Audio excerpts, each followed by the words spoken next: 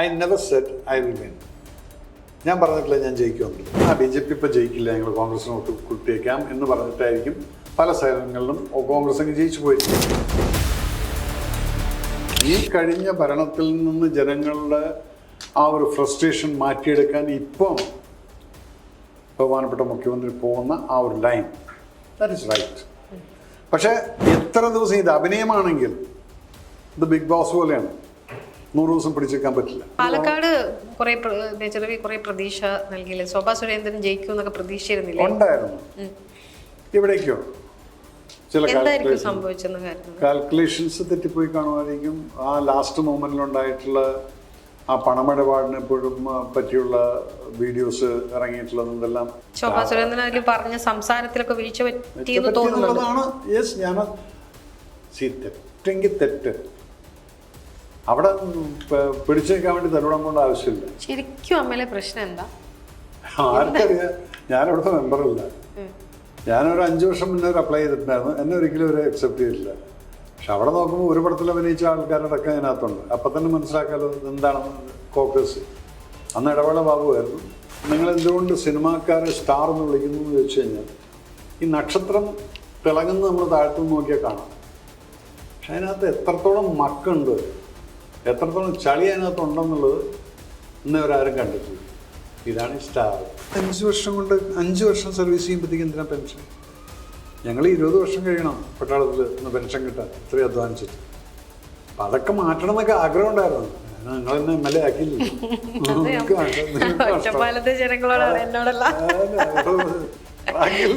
നിങ്ങൾ അനുഭവിച്ചോ? എനിക്ക് വളരെ ഇഷ്ടപ്പെട്ടുള്ള ഒരു വ്യക്തിയായിരുന്നു കോടിയേരി ബാലകൃഷ്ണൻ. പാർട്ടി സെക്രട്ടറി ആയിരിക്കുന്ന സമയത്ത് ഞാൻ നല്ല ബന്ധമായിരുന്നു. അങ്ങനെ ആത്മബന്ധം ഉണ്ടായിരുന്നു. ഞാൻ അദ്ദേഹത്തിന് ക്യാമ്പയിന് പോയിട്ടുണ്ട്, അറിയാം.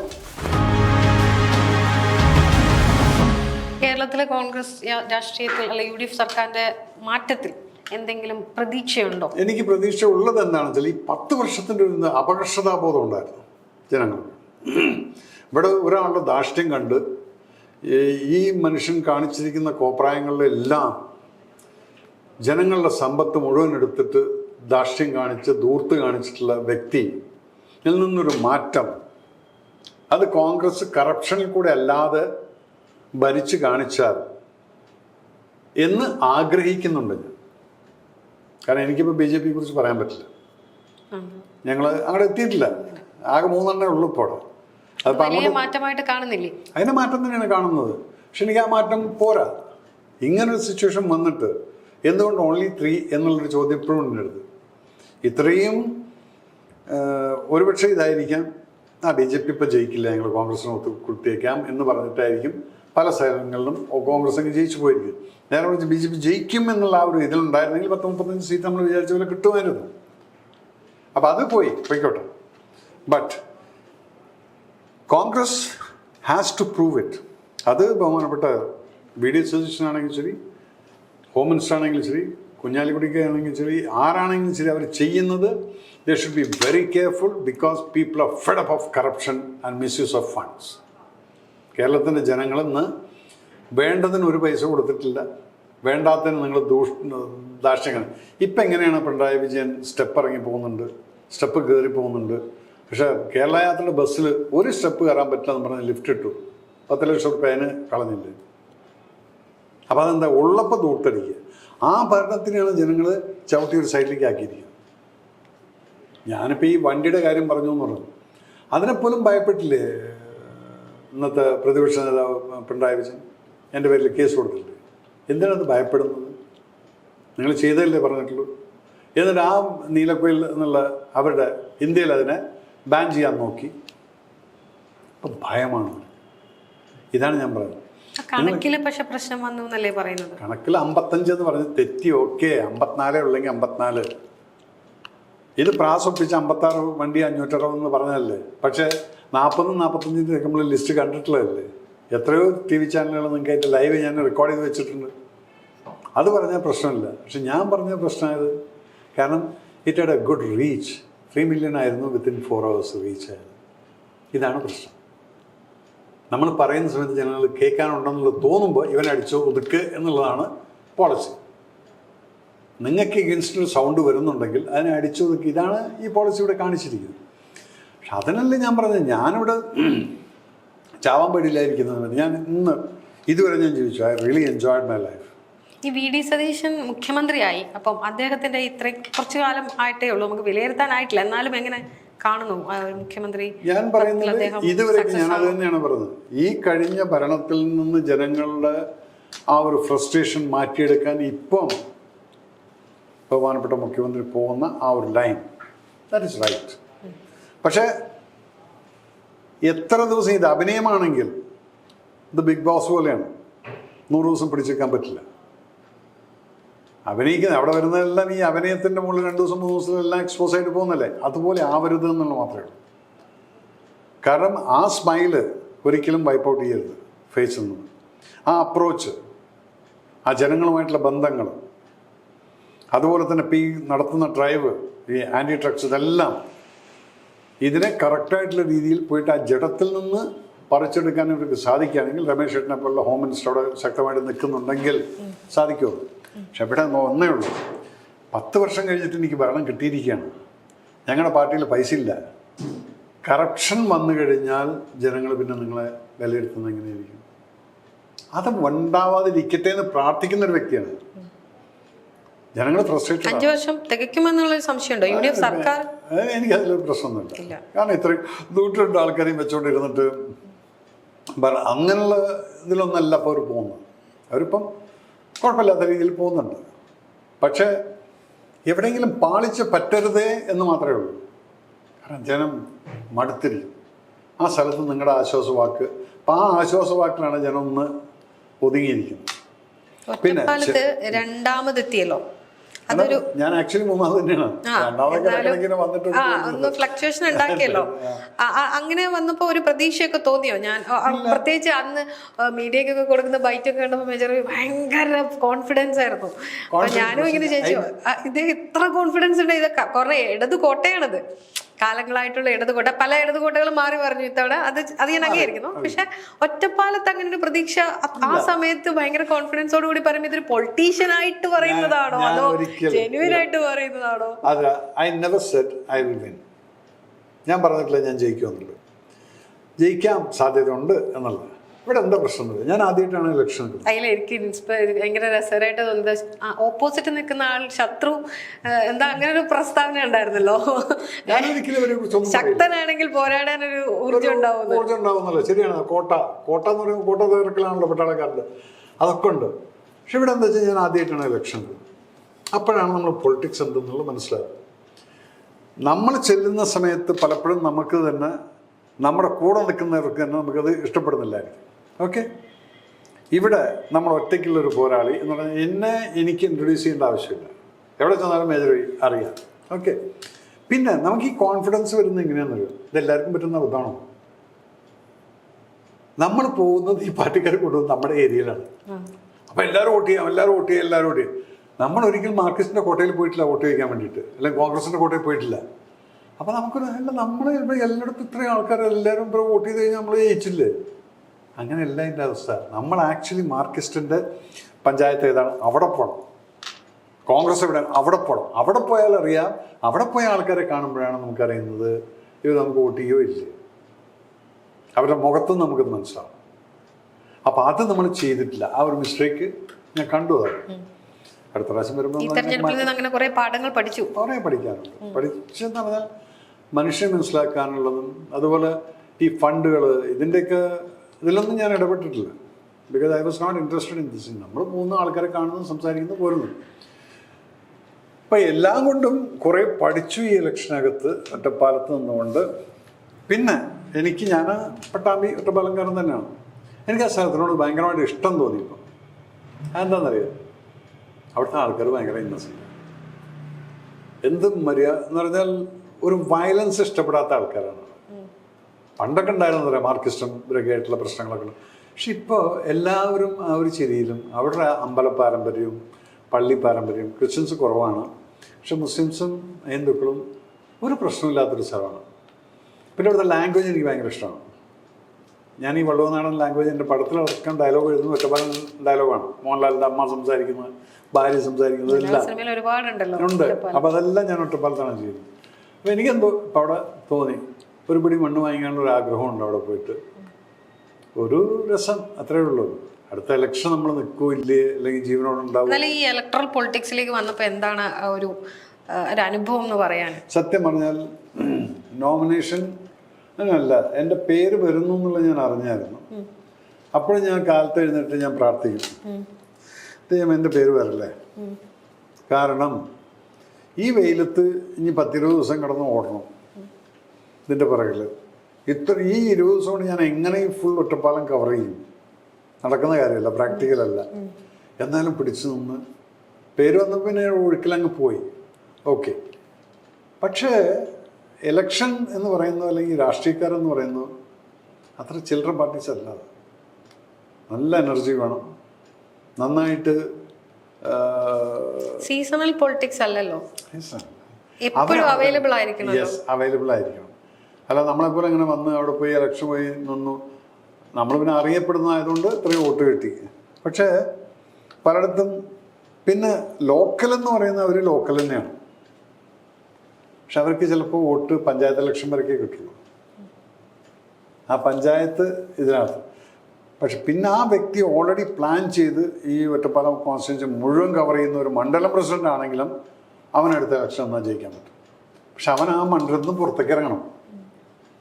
അവനിപ്പോഴും ആ മണ്ഡലത്തിൽ കാലത്ത് എഴുന്നേറ്റ് ഫോണിൽ ആരെയാണ് എൻ്റെ അടുത്ത് മതിലില്ല, പശു കാണാതെ പോയി, മറ്റത് കാണാതെ പോയി, ഇതൊക്കെ സോർട്ട് ഹി ഷുഡ് സ്പ്രെഡ്. ഞാനവിടെ 2 ആൾക്കാരോട് ഞാൻ പറഞ്ഞു, നിങ്ങൾ സ്പ്രെഡ് ചെയ്യും. എന്നിട്ട് അടുത്ത പ്രാവശ്യം എൻ്റെ പേര് വേണമെങ്കിൽ ഞാൻ നിങ്ങളുടെ പേര് റെക്കമെൻഡ് ചെയ്യാം. I don't want to stand, win. എനിക്ക് വേണ്ടി പാർട്ടി ജയിക്കുക എന്നുള്ളതാണ്. പാർട്ടി ജയിച്ചു കഴിഞ്ഞാൽ എന്താണ് അതിൻ്റെ ഒരു കോൺഫിഡൻസ് വേറെയാണ്. ഇപ്പം 3 പേര് ജയിച്ചു. അടുത്ത പ്രാവശ്യം നോക്കിക്കോളൂ, അന്ന് 3 എന്നുള്ളത് 30. പാലക്കാട് കുറെ പ്രതീക്ഷ നൽകിയില്ലേ? ശോഭാ സുരേന്ദ്രൻ ജയിക്കും എന്നൊക്കെ പ്രതീക്ഷയിരുന്നില്ല? ഉണ്ടായിരുന്നു.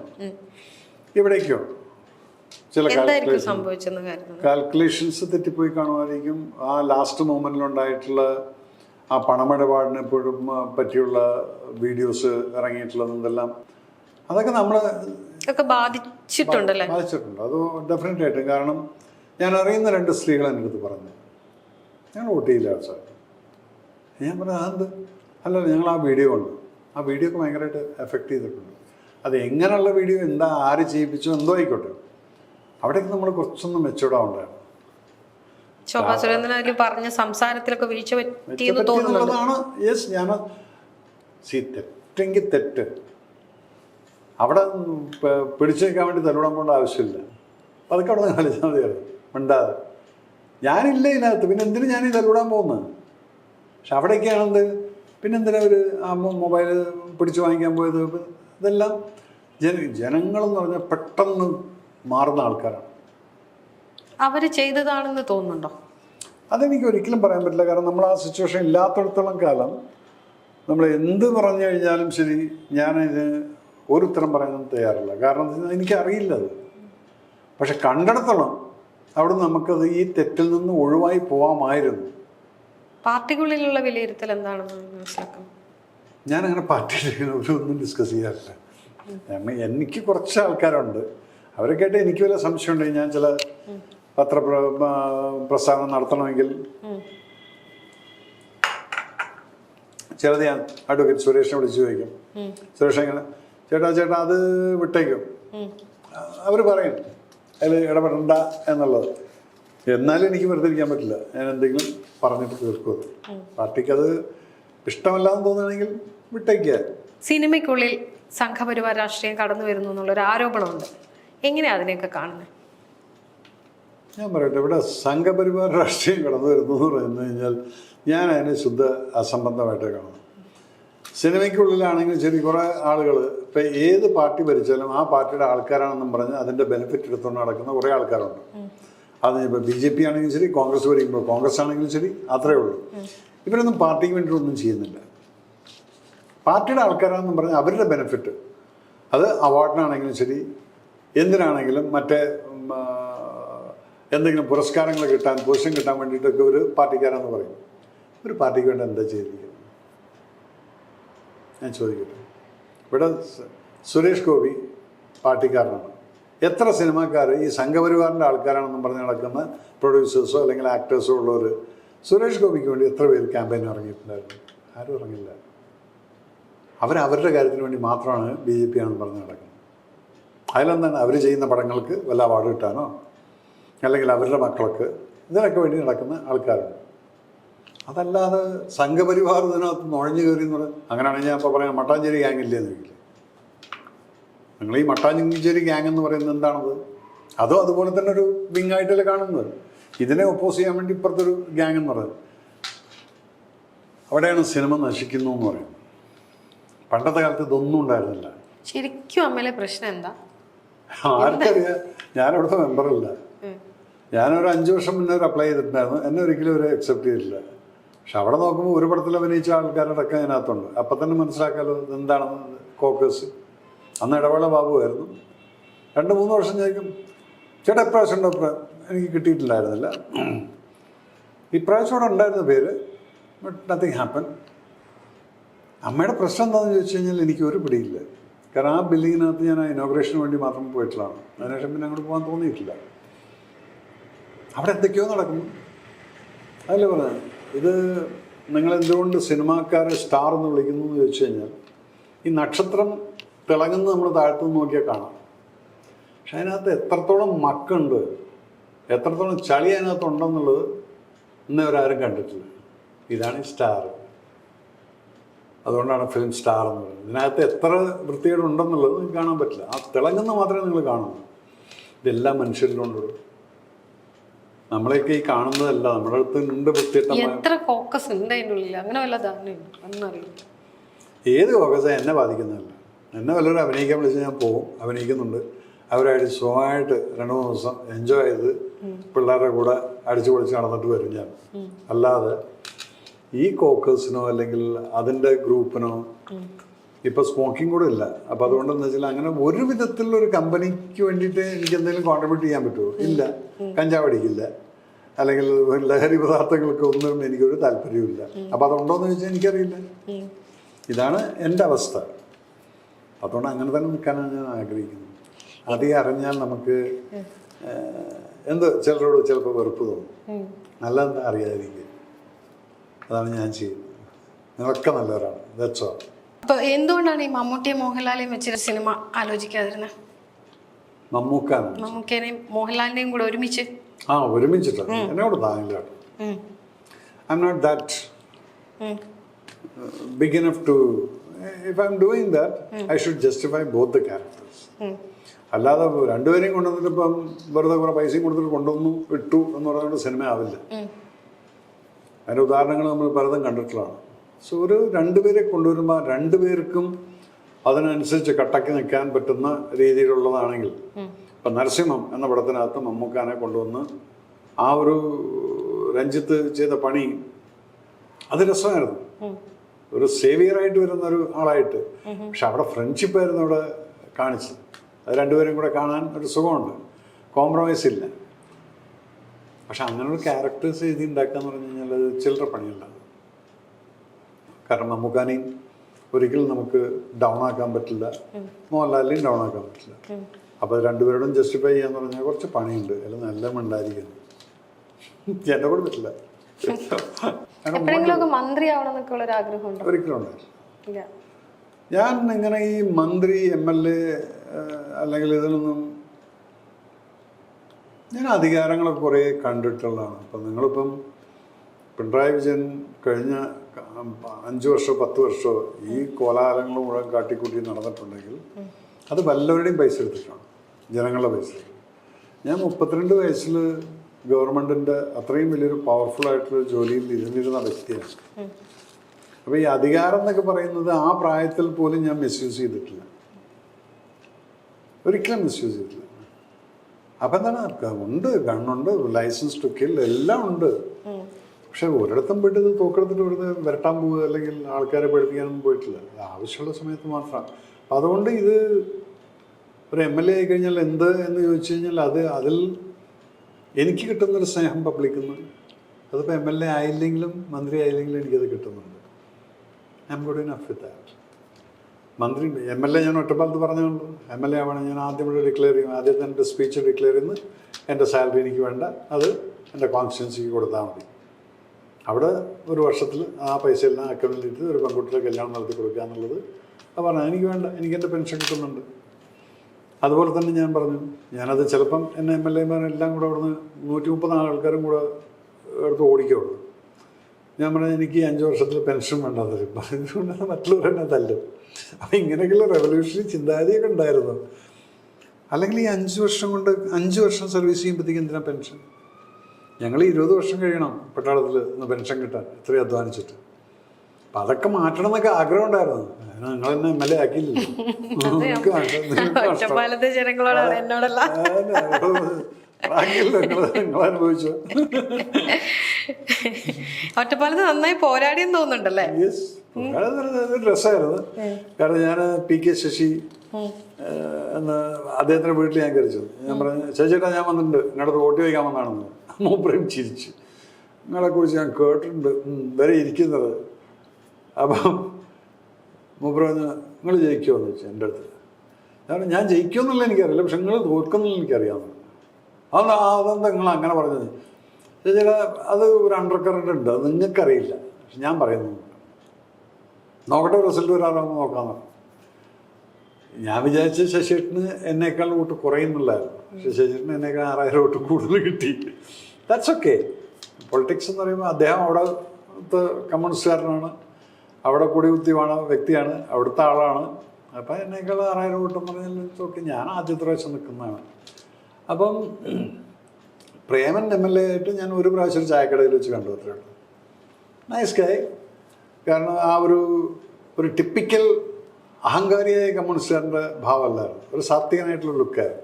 എനിക്കിഷ്ടപ്പെട്ട മുഖം കാണുമ്പോൾ നമുക്കൊരു പ്ലസൻറ്റ്നെസ് ഉണ്ട്, അല്ലാതെ ഇതുണ്ടായിരുന്നില്ല.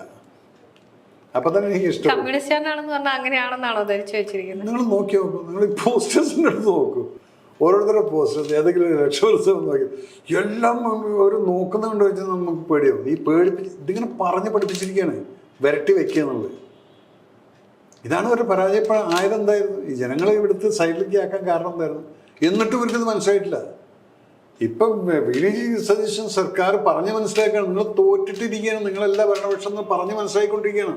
ഇനി 6 മാസം എടുക്കും അവരെ പറഞ്ഞ് മനസ്സിലാക്കാൻ. അപ്പം അതുകൊണ്ട് ആ ഒരു ധാർഷ്ട്യം എന്നുള്ളത് നിങ്ങൾ ആദ്യം മാറ്റിയാൽ നിങ്ങൾക്ക് കൊള്ളാം. നമ്മൾ കണ്ടോണ്ടിരിക്കും. രാഷ്ട്രീയപരമായിട്ട് ഇടത് വിരോധം ഉണ്ടാവാൻ എന്താ കാരണം? ഇടത് വിരോധം, എനിക്ക് ഇടത് ഇഷ്ടമാണ്. കാരണം ഞാൻ പഠിച്ചിരിക്കുന്ന രാഷ്ട്രീയത്തിലെ കമ്മ്യൂണിസം എന്ന് പറയുന്നത് EMSൻ്റെയാണ്. ഞാൻ പട്ടാമ്പിക്കാരനാണ്. ഈ ഒരു തിരുമേനി ഉള്ള സ്വത്തും മൂലം ഒക്കെ വിറ്റിട്ട് ജനങ്ങൾക്ക് വേണ്ടി കൊടുത്തു എന്നുള്ളതൊക്കെ കേൾക്കുമ്പോൾ ഇത്രയും പാടും പറമ്പും എല്ലാം കൂടെ ഉള്ളു. അതായിരുന്നു കമ്മ്യൂണിസം എന്നാണ് ഞാൻ കേട്ടിട്ടുള്ളത്. ഇല്ലാത്തവന് ഉള്ളവൻ കൊടുക്കുക എന്നുള്ളൊരു സംഭവം ഉണ്ടല്ലോ. ഇന്ന് ഇല്ലാത്തവൻ്റെ പിടുങ്ങിയിട്ട് മുകളിലിരിക്കുന്നവൻ ഉണ്ടായിക്കൊണ്ടിരിക്കുകയാണ്, കോട്ട കെട്ടിക്കൊണ്ടിരിക്കുകയാണ് ഇവിടുത്തെ. അതല്ല ഇന്നത്തെ കമ്മ്യൂണിസം നിങ്ങൾ കാണുന്നു. ഇപ്പം ED റെയ്ഡ് വന്നപ്പം കാർ തല്ലി ഒടിച്ചു. അവൻ്റെ വീട് കണ്ടില്ലേ നമ്മൾ പാവത്തിൻ്റെ? നിങ്ങൾക്ക് വേണ്ടി കല്ലെടുക്കാനും തല്ലുപിടിക്കാനും നടക്കുന്നവൻ്റെ വീട് നിങ്ങൾ കണ്ടില്ലേ? ഒരു ബെഡും വെച്ച് ഉണങ്ങി പറഞ്ഞ പഴയ ദേശാമനയുടെ ഒരു കലണ്ടറും കെട്ടി തൂക്കി വെച്ചിട്ടുണ്ട്. അവനാണെന്ന് EDയുടെ ഇതും കഴിച്ചിട്ട് ജയിലിൽ കിടക്കുന്നത്.